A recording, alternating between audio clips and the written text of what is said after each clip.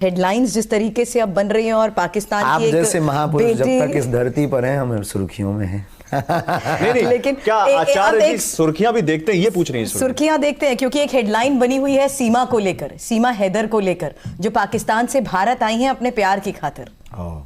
हम बहुत कम देख पाते हैं, हम बहुत कम समय निकाल पाते हैं निजी जीवन के लिए, देखने के लिए।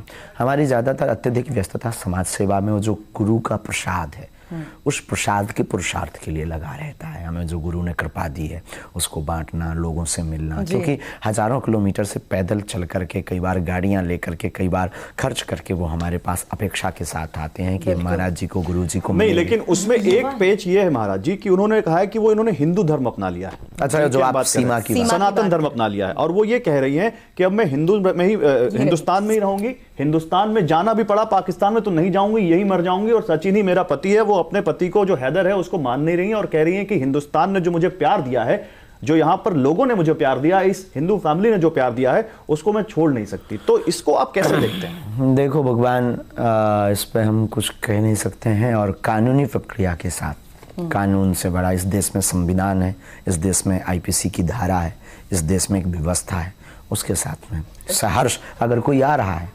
तो जब राम जी ने विभीषण को स्वीकार किया। चलिए एक और तस्वीर मैं यहाँ पर दिखाना चाहूंगी, क्योंकि मैं आज आपके एक साधारण युवक से युवा संत की बात जो मैं कर रही हूँ, उसमें आपकी एक बचपन की तस्वीर भी हमारे पास है। और उसी बचपन की तस्वीर को देखते हुए मुझे बताइए क्या यादें आपकी जुड़ी हुई हैं? ये तस्वीर बेहद खास है। बहुत पुरानी कथा की, अच्छा ये तो बहुत सी हैं, ये पुराने बाबा जी हैं। पुराने बाबा जी मतलब? पुराने बाबा जी। अब ये जो मनमौजी ये कथाओं का क्रम है, बचपन में हम जब 9-10 वर्ष की अवस्था से हम कथा क्रम में लग गए थे, तो खूब स्मृतियां हैं। आज भी हम भूले नहीं, जब भी मौका मिलता है याद कर लेते हैं 1-2 घंटे अकेले में बैठकर, बंद कमरा, लाइट ऑफ, फिर हम वो पुराने स्मृतियाँ, फिर वो हम जीते हैं। हमारी एक अंदर की एक जो स्थिति है वो अलग टाइप की है, हम उसको जीना चाहते हैं। कई बार हम अकेले गाड़ी उठाकर सिंगल आदमी को लेकर पुराने एक स्मृति मैंने आपकी कहीं सुनी, आपने बताया कि आपके जो दादा गुरु थे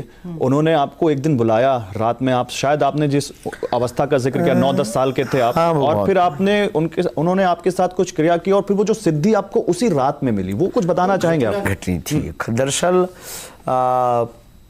पिताजी कुछ करते नहीं थे, बरसात का मौसम था लगभग में, बरसात का, तो खप्पर वाला मकान, टप टप टप करके पानी गिर रहा था, तो 2 दिन से कोई सोया नहीं था, घर में पानी भरा हुआ था। माँ जी, पिताजी एक कोने में बैठे, हम छोटी बहन और भाई एक पलंग के नीचे अपने आप को बचा पा रहे थे। तो हमारे मन में लगा कि दादाजी हमारे बहुत चमत्कारी, और बड़े बड़े एम्बेसडर कार का ज़माना था उस ज़माने में, तो एम्बेसडर कार पर बड़े बड़े IPS IAS ऑफिसर उनके पास आते थे। तो हमने कहा कि हम जाएंगे कोई भावना लेकर, कुछ हमें वो दे देंगे, पैसा, धन, रुपया या गड़ी हुई संपत्ति बता देंगे तो थोड़ा मकान बन जाएगा। और ये जो घर की स्थिति है, उस दिन शायद चावल की रोटी घर पर थी जब, तो हम अपने दादा गुरुजी के पास में कुछ मांगे, चूंकि वो तो निर्मोही थे, साधु हो गए थे, उन्हें क्या लेना देना। तो हमने दादाजी को कहा कि आप दुनिया का भला करते हो, ऐसी ऐसी बात है, और आज भोजन भी नहीं हुए क्योंकि घर पे कुछ है नहीं। बिल्कुल।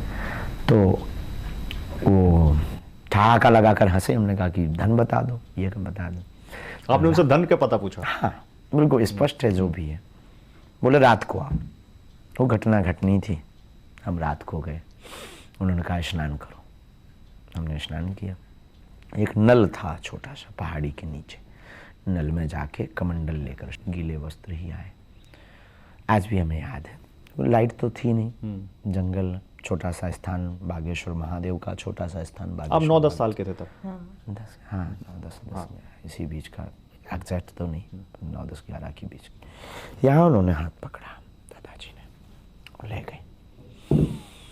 बस जो भी वो होता है वो मीडिया का या टीवी का विषय नहीं है। घटना घटी, एक लाइट सी हुई, प्रकाश हुई, तो डर गए, बच्चे थे, शरीर कंपने लगा, और बस उन्होंने थपकी देते हुए गुरुदेव ने कहा कि कह दो तुम हमारे हो, हम तुम्हारे।